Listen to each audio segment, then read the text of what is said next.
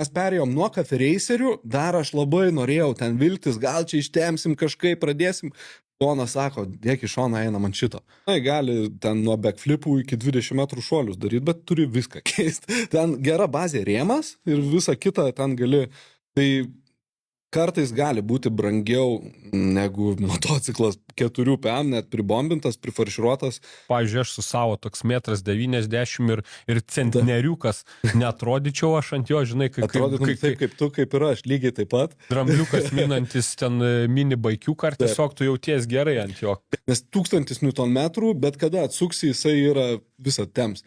Tai 8 jisai net toksai, nevaldomas, jau per daug yra tam tikra riba, kur enduro dar turi pliuso tą, kad registruojamas, tai homologatas su visom lempom, taip toliau posūkiais gali gatvėje važiuoti. Ir kas įdomiai, Starkas papuola į A1 kategoriją. Tai mes dalyvaujam Stark Factory Racing programoje, 4 raiderius sponsoriavom šiais metais Lietuvoje.